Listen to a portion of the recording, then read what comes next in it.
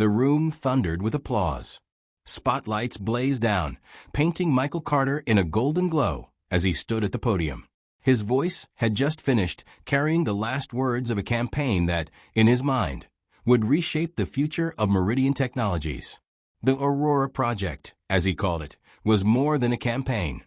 It was a revolution, a symphony of light, sound, and vision that promised to put the company years ahead of its rivals. Executives leaned forward in their chairs, eyes shining. Some whispered numbers, others simply nodded in awe. And in the very front row, Sophia Price's smile beamed brighter than any spotlight. Her tailored dress shimmered as she leaned forward, clapping harder than anyone else. Pride radiated from her, but there was something sharper beneath it, something only Michael, her fiancé, thought he could see. He believed it was love. When the applause finally died down, Michael's chest swelled with a kind of triumph he'd chased his entire life. He spotted Sophia rising to her feet, her hands red from clapping. She mouthed the words, "That's my man." For Michael, in that moment, life was perfect. By morning, it was over. The conference room, where Michael had stood victorious, was now a courtroom of whispers and betrayal. Security officers loomed on either side of him. Executives, the same ones who had cheered his genius hours earlier, sat stone-faced as a giant screen flickered with black and white footage. The timestamp glowed midnight. The grainy image showed a man, Michael's height, Michael's build, swiping his security badge and entering the restricted archives of Meridian Technologies. The man was seen plugging in a flash drive, copying files, stealing. The executives didn't look at the screen. They looked at Michael. "No," Michael's voice cracked, desperate. "That's not me. I wasn't even here. Check the logs, check anything. Please." But no one moved. 2 guards grabbed his arms. His suit jacket twisted against his shoulders as they dragged him toward the exit. His eyes darted to Sophia, begging her for belief, for love. But Sophia's expression wasn't what he expected. She wasn't confused. She wasn't defending him. She looked cold. When she finally spoke, her words didn't just cut. They destroyed. "I can't do this, Michael," she whispered, just loud enough for him to hear as the guards pulled him away. "I'm pregnant, but I won't raise a child with a thief." The ground collapsed beneath him. The next days blurred into weeks. Headlines branded him a traitor. Reporters swarmed his apartment. Friends stopped answering his calls. His once brilliant career was burned to ashes overnight. He tried to fight. He brought documents, appealed to anyone who would listen. Every door slammed in his face. The board buried him publicly, using his downfall as a warning. And Sophia? She disappeared into the glow of her family's empire. The Price name carried power, power that ensured Michael Carter's voice would never again be heard.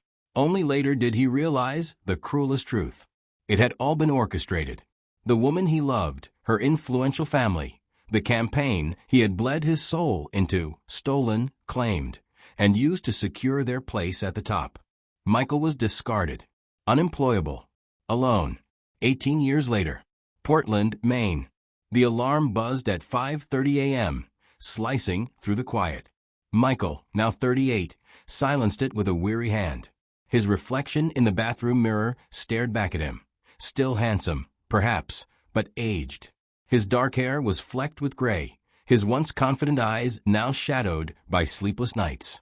But when he stepped into his daughter's room, the weariness melted. "Emma," he whispered, brushing strands of hair from her forehead. "Time to wake up, kiddo." 7-year-old Emma stirred, her small face scrunching as the first rays of dawn kissed the window. Her eyes opened, wide, bright, and full of life. Sophia's eyes. Eyes that reminded Michael daily of what he lost and what he'd gained. Emma sat up, instantly talking about her science project, her hands already moving in wild gestures. Michael smiled, listening, every word a balm against the scars of his past. Their morning ritual was a dance rehearsed 1,000 times, breakfast sizzling on the stove, homework checked, hair braided with clumsy but patient fingers. The walls of their modest apartment were covered in Emma's crayon masterpieces, taped right beside Michael's late-night marketing sketches. 2 worlds living side by side, the dreams he once had, and the dream he now lived for. The world outside their apartment wasn't kind. Money was always short. Michael's boss, Frank, a gruff but big-hearted veteran, gave him just enough part-time hours at a delivery service to scrape by. Weekends were spent behind the counter at Riverfront Coffee or designing flyers for neighborhood businesses. Every dollar mattered. Sometimes Emma asked why Daddy counted coins before field trips. Sometimes she asked why their car coughed smoke on cold mornings. Michael always smiled, always said, "We'll figure it out." But late at night, when Emma was asleep, he sat in the kitchen, surrounded by bills, hands trembling as he tried to make numbers stretch farther than they could.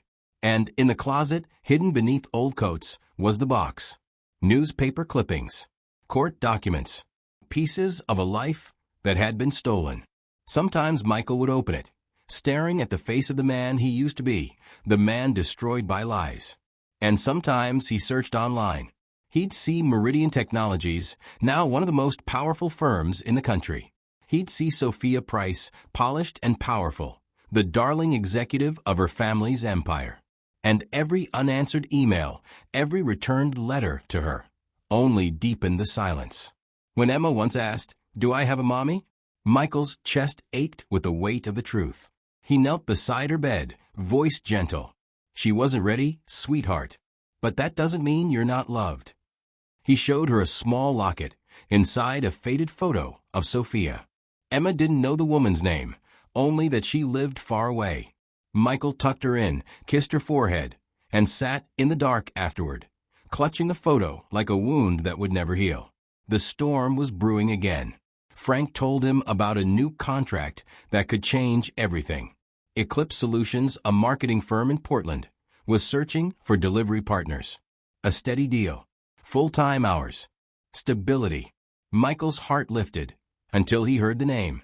Eclipse was a subsidiary of Meridian Technologies, the same empire that had destroyed him. For a long moment, Michael just stared at the proposal on his table. His old instincts flickered alive, the strategic mind, the creative touch. His fingers trembled as he prepared the presentation, knowing full well the risk of stepping too close to the fire that had once burned him. But when Emma came bounding into the room, waving her half-finished science project, his choice became clear. He would do it. For her. As Michael handed the polished proposal to Eclipse's receptionist the next morning, he kept his head low, praying not to be recognized. What he didn't know was that this step, small, desperate, necessary, would pull him straight back into the shadows of his past, and into the hands of someone who could either save him or destroy him all over again. The rain hadn't stopped all night. It hammered rooftops, drummed against windows, and hissed against the streets of Portland as Michael gripped the steering wheel of his aging car. The headlights barely cut through the storm. His eyes burned from exhaustion, but he pushed on. Emma needed school supplies, and the only way to afford them was an extra rideshare shift. Mrs. Rodriguez, kind Mrs. Rodriguez, who treated Emma like her own granddaughter, had agreed to watch her overnight. The clock on the dashboard glowed past midnight. Portland was quiet except for the rain, the occasional hiss of tires cutting through water. That was when he saw her. Outside an upscale restaurant, beneath a flickering neon sign, stood a woman in heels far too high for the slick pavement. Her dress clung to her in the storm, her hair plastered across her face. Two men flanked her, their voices carrying through the rain. "Come on, sweetheart, we'll take you home. You've had enough to drink. Let us help." Her arm jerked free, but her movements were clumsy. Too much wine, too much powerlessness. Michael's tires splashed as he pulled over. He didn't think. He just acted. He stepped out into the storm, letting the rain drench his jacket. "She's with me," he said firmly, voice steady, though his heart was racing. The men turned. One sneered. "Who the hell are you?" Her driver. Michael's tone left no room for argument. "She called me." The men hesitated. Something in Michael's stance, the quiet conviction of a man with nothing left to lose, made them back down. With a final glare, they disappeared into the shadows. The woman swayed, nearly falling. Michael caught her just in time. Her perfume, faint beneath the alcohol, mingled with the scent of rain. "Let's get you home," he murmured. She was half-conscious in the passenger seat, murmuring disjointed words. Meeting wrong, they don't listen. Her hand brushed against the briefcase on her lap. Leather, expensive. A silver watch glittered on her wrist. Everything about her screamed wealth and power. Michael focused on the road. She didn't need judgment. She needed safety. When they reached her townhouse, a sleek building with polished stone and glass, she fumbled through her purse, unable to find her keys. Michael gently searched, placing them in her hand. Inside, the townhouse was spotless, walls lined with framed photos of her shaking hands with governors, CEOs, people Michael had only seen in magazines. He ignored them. Instead, he guided her to the couch, removed her shoes, set a glass of water and aspirin on the coffee table. He scribbled a note on his rideshare card. "You were safe tonight. Call if you need help." And then he left, closing the door softly behind him. The next morning, Olivia Reed awoke with a splitting headache and fragments of memory. Rain, strangers' voices, and then someone steady, someone kind. On the table, a glass of water, aspirin, and a card. She stared at the handwriting. It was simple, direct, no expectation, just assurance. For a woman who lived in a world of power plays and calculated moves, such pure kindness was disarming. She dialed the rideshare company, demanding to thank the driver. They refused, citing privacy. That only made her more determined. Olivia Reed was not a woman who accepted no. Meanwhile, Michael's life pressed on. An email from Eclipse Solutions lit up his phone. They had approved his delivery proposal. The contract was his. Relief washed over him like sunlight breaking through storm clouds. For the first time in months, he could breathe. But it came with a cost. Eclipse wasn't just any company. It was the shadow of Meridian Technologies, the same empire that had destroyed him. Michael didn't tell Emma. He simply kissed her forehead, promising himself he'd endure anything for her sake. That same day, fate twisted the threads tighter. At Riverfront Coffee, during his weekend shift, the bell over the door jingled. Michael looked up, and there she was, Olivia Reed, but no longer the rain-soaked woman from the night before. She was transformed, immaculate suit, heels clicking confidently against the tile, her presence commanding the room. Executives in tailored suits trailed behind her, but she barely noticed them. She scanned the cafe with sharp eyes. Michael froze. He thought about hiding, thought about pretending not to notice. But when he set her coffee cup on the counter, their hands brushed. And in that instant, Olivia's eyes narrowed. Recognition flickered. "Have we met before?" she asked, her voice smooth, curious. Michael shook his head. "I don't think so." But something in her gaze lingered. Their worlds collided by accident, or maybe by fate. Olivia studied the sketches that had spilled from his worn portfolio when he bent to pick them up. Her breath caught. The lines, the imagination, the brilliance. "You're not in the right job," she said softly, almost to herself. Michael's throat tightened. He muttered, "I used to be in marketing. Life changed." Before she could press further, her phone rang. She left in a rush, but not before slipping his card into her pocket. Back in her office at Eclipse Solutions, Olivia couldn't shake the memory of his sketches. They stirred something, familiarity. She had seen that kind of work before. Years ago, at Meridian, the Aurora Project. Could it be? She pulled up old records, then searched online. And there he was, a younger Michael Carter staring back at her from old news articles. The disgraced executive accused of espionage. Her pulse quickened. The man who had saved her in the rain, the man making her coffee, was the same man whose downfall had fueled Meridian's rise. The world painted him as a thief. But Olivia wasn't so sure. That night, Michael tucked Emma into bed, smoothing her hair as she whispered, "Daddy, do you think people can change the past?" He swallowed hard, staring at the locket in her small hand. "No, sweetheart, but they can change what happens next." He didn't know that outside his world of late-night bills and broken cars, a powerful woman was piecing together his story. And the questions forming in her mind were dangerous. Not just for Michael, but for the empire that had buried him. Olivia closed her laptop, Michael's face still glowing on the screen. The question echoed in her mind like thunder. What really happened to Michael Carter 8 years ago? And why did she feel like his story was only just beginning? Saturday sunlight streamed through Riverfront Coffee's tall windows, casting golden lines across the floor. The place smelled of roasted beans and warm pastries. Michael adjusted his apron, glancing toward the corner table where Emma sat with crayons scattered across a notebook. Her small brow furrowed with focus as she worked on her marine ecosystems project. Every so often, she looked up and flashed her father that brilliant smile that always melted his weariness. The bell over the door jingled. Michael turned, and his chest tightened. Olivia Reed, dressed in another tailored suit, elegant and composed, she carried herself with quiet authority. But when her eyes landed on Emma, her composure softened instantly. "Hello," Olivia said warmly, kneeling by the little girl's table. "What are you working on?" Emma's face lit up. "My science project. It's about the ocean and how we need to protect it. Did you know sea otters hold hands so they don't drift away while they sleep?" Olivia laughed softly, her eyes sparkling. "That's beautiful.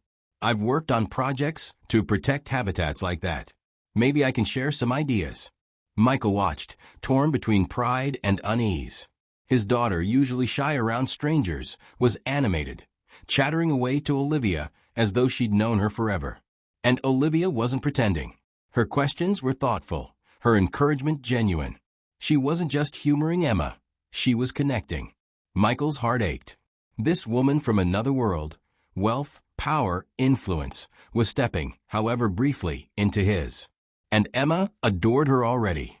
Later, when Emma left with Mrs. Rodriguez, Olivia approached the counter. "You've raised an extraordinary little girl," she said quietly.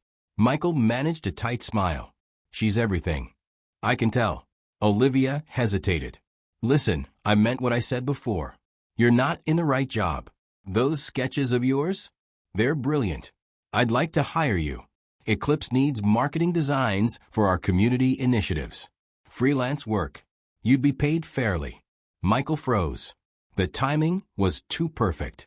His instincts screamed caution. Why now? Why her? Still, the thought of Emma's advanced program, the field trips, the extra costs he could barely cover. "Why me?" His voice was guarded. Olivia met his eyes. "Because you're talented, and I trust my instincts." After a long pause, Michael nodded once. "Fine. But this is business. Nothing more." "Of course," Olivia replied, though the glint in her eyes suggested otherwise. That night, Michael sat at his kitchen table long after Emma had fallen asleep.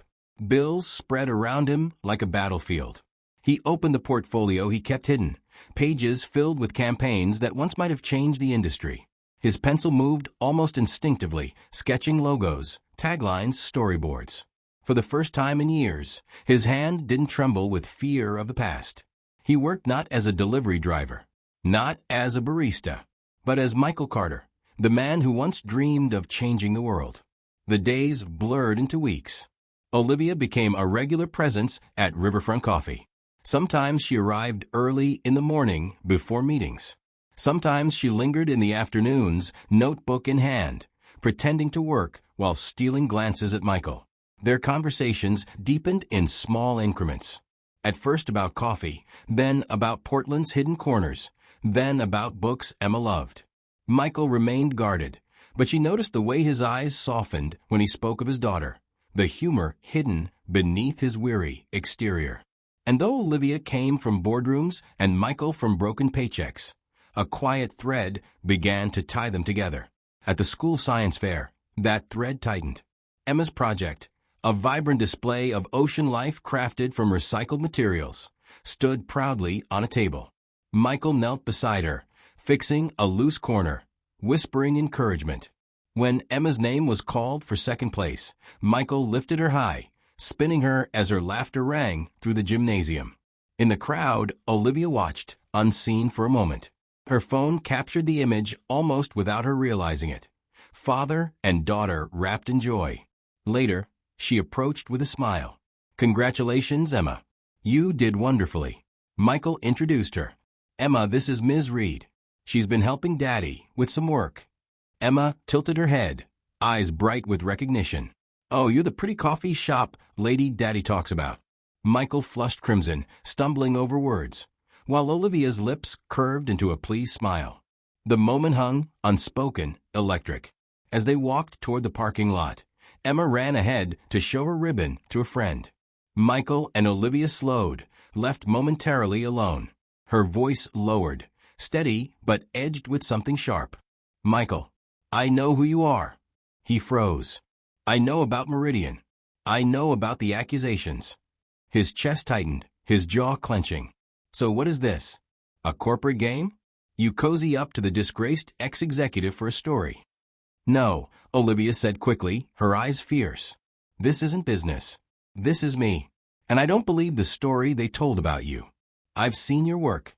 It doesn't match the man they painted you to be." Michael's laugh was bitter. "That story is old news. I've got Emma now. That's all that matters." But Olivia didn't back down.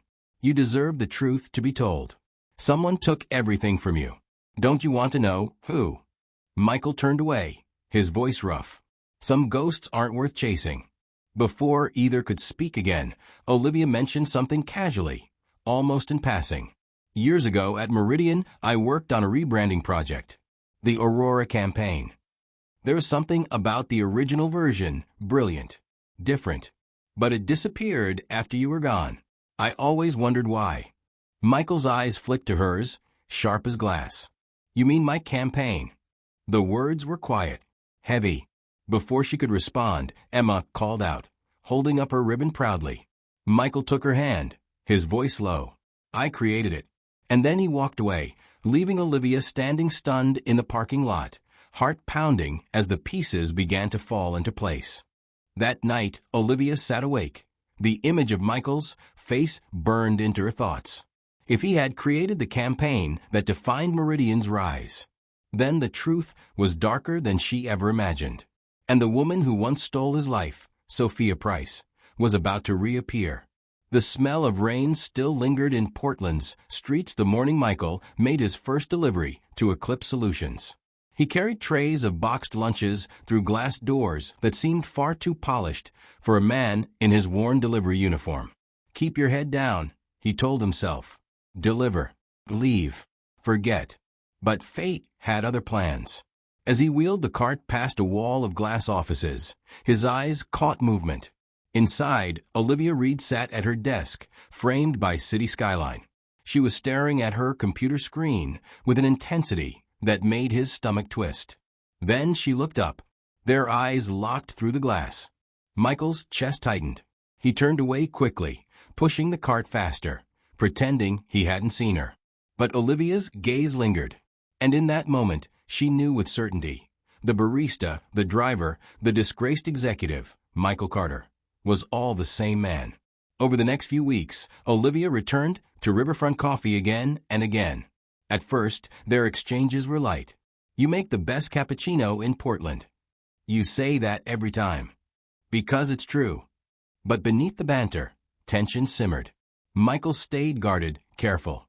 Olivia stayed patient, careful in a different way, listening, studying, searching for cracks in the wall he built around himself. She never mentioned Meridian, never mentioned his past. She simply watched the man he was now, a father, a worker, a survivor. And quietly, she grew to admire him. Then came the day Michael nearly dropped his delivery when he saw him. Henry Grant, the chairman of Meridian Technologies, the man who had orchestrated his downfall. Henry strolled through Eclipse's Portland office like a king surveying his court, silver hair gleaming under the lights. His sharp eyes flicked briefly toward Michael, but didn't linger. He didn't recognize him. Not yet. Michael's palms sweated as he rushed out of the building. His pulse pounded like war drums. He could still hear Henry's voice from years ago, cold and final. "You'll never work in this industry again." Later that day, Olivia's phone rang. Henry's voice slid through the receiver like oil. "There was a delivery man here today. Looked familiar. Almost like Carter." Olivia forced a light laugh. Coincidence. Just a resemblance. But when she hung up, her stomach churned. Henry's suspicion was awake now, and once Henry Grant set his sights on someone, he didn't let go. She sent Michael a message that evening. Be careful. Someone may have recognized you. The danger only deepened when Sophia Price returned to Portland. Elegant, calculating, draped in designer silk, she walked into Eclipse with the air of a queen reclaiming her territory. Rumors swirled of a partnership between Price Enterprises, Meridian, and Eclipse. And wherever Sophia went, her father's influence followed. When Olivia casually mentioned Michael's name in conversation, Sophia froze. Her smile faltered for just a second, long enough for Olivia to notice. That single flicker of panic told Olivia everything. Sophia knew, and she was hiding something. Michael's world, already fragile, began to crack under pressure. One evening, he found an envelope slipped under his apartment door. No return address. No signature. Inside, a single sheet of paper with words scrawled in black ink. Stay away from Eclipse. Stay away from Olivia Reed, or everyone in Portland will remember your past. Michael's hands shook. His breath came shallow. It wasn't just a warning. It was a trap tightening around him. He thought about Emma, about her school, about the whispers that would spread like wildfire if people knew. He couldn't let her suffer for his sins he hadn't even committed. That night, he sat Emma's science project aside and tried to draft a message to Olivia, canceling their dinner plans. His fingers trembled as he typed. Something's come up. I can't see you. When she read it, she knew. She knew someone had gotten to him. The next day, Olivia found him at the coffee shop. His eyes were shadowed, his face drawn. Tell me what's going on, she demanded softly. Michael shook his head, sliding the letter across the counter. Her eyes scanned the words. Instead of fear, her jaw tightened with fury. This proves it. Someone's still trying to bury you. That's not what innocent people do after 8 years. Michael, you were set up. His voice was low, broken. And what if you're wrong? What if I let you get close, and you find out they were right all along? What happens to Emma then? Before Olivia could answer, the bell over the cafe door rang. Sophia Price stood there. For the first time in 8 years, her eyes locked with Michael's. The blood drained from her face. You, she whispered, her voice barely audible, as if she were seeing a ghost. Michael straightened, his own voice sharp, cold. Still ruining lives, I see. The air between them crackled, electric, dangerous. Before the moment could explode, Michael's phone rang. Mrs. Rodriguez's frantic voice. Michael, it's Emma. She's burning up with fever. You need to come now. His blood iced. Without another word to either woman, he tore off his apron and ran into the storm. At the hospital, sterile white walls closed around him as Emma lay pale and trembling beneath thin blankets. Pneumonia, the doctors said. Serious, but treatable. Michael didn't leave her side, not for a moment. He held her small hand through every shiver, whispered stories through every restless hour, wiped her forehead with shaking hands. Bills piled, time blurred, and the outside world ceased to exist. Only Emma mattered. But Olivia came anyway. She found him in the waiting room, shoulders slumped, eyes hollow with sleeplessness. She didn't ask permission, just placed Emma's favorite book on the chair beside him and a small stuffed dolphin in his lap. For her, she said softly. For the first time in years, Michael didn't push someone away. He let Olivia sit beside him, silent, present, human. And in that fragile stillness, he finally spoke. They used footage, he whispered, his voice trembling. Security logs. Said it was me stealing files. But I wasn't even there. My card had been used, somehow. And Sophia, she told me she was pregnant. She said if I tried to stay in the child's life, she'd make sure I went to prison. She told me our baby was gone. Adopted. I spent every cent I had proving Emma was mine. It almost killed me. Olivia's eyes burned with unshed tears. The campaign you created became Meridian's crown jewel. Sophia presented it after you were gone. Michael, you weren't just framed. They built their empire on your work. Michael stared at her, broken but defiant. And what difference does it make now? I have Emma. That's all that matters. But Olivia leaned closer, her voice fierce. It makes all the difference. Because they might still try to take everything from you. And I won't let them. As Emma slowly began to recover, Olivia whispered her plan. Meridian, Price Enterprises, Eclipse. They're hosting a gala next month. Everyone who destroyed you will be there. Her eyes locked with his. Michael, it's time to stop hiding. It's time to face them. Michael looked through the hospital window, rain streaking the glass. The thought of stepping back into their world made his chest ache with fear. But then Emma's small voice echoed in his memory. Daddy, you always tell me to stand up to bullies. The ballroom glowed with chandeliers and polished marble, every corner dripping with wealth and power. Music hummed low beneath the chatter of Portland's elite. Tonight was not just a gala. It was a coronation of sorts. Meridian Technologies, Price Enterprises, Eclipse Solutions. 3 empires joining forces, parading their power. Michael Carter adjusted the borrowed suit that clung awkwardly to his shoulders. His reflection in the mirrored walls looked foreign. The delivery driver turned barista turned pariah now standing in the lion's den. Beside him, Olivia slipped her hand into his. She was radiant, not just in the shimmer of her gown, but in her quiet certainty. You don't have to do this alone, she whispered. Across the room, Sophia Price nearly dropped her champagne when she saw him. Her carefully painted smile faltered, her mask cracking for the first time in years. And Henry Grant, noticing her distress, followed her gaze. His eyes narrowed, recognition flashing. The room seemed to hush. Ladies and gentlemen, Henry's voice boomed, smooth as silk, cutting through the crowd. What a surprise. An old acquaintance. Michael Carter. All heads turned. Whispers rippled like a wave. Michael stood straighter, his jaw set. 8 years ago, you called me a thief. You destroyed my career. You told the world I was guilty. Henry smirked. Because you were. No, Olivia's voice rang clear, silencing the crowd. She stepped forward, her presence commanding. Because you needed him gone. And now we have proof. Gasps echoed as screens lit up around the ballroom. Olivia's team had prepared the files, time-stamped discrepancies, altered footage, suppressed testimony. Evidence long buried, now blazing in the light. Henry's smile froze. Olivia's gaze swept the room, landing squarely on Sophia. But the real question isn't who set him up. It's who benefited most. Every eye shifted to Sophia Price. Her glass shattered against the floor. Tears welled, mascara streaking as the weight of silence crushed her.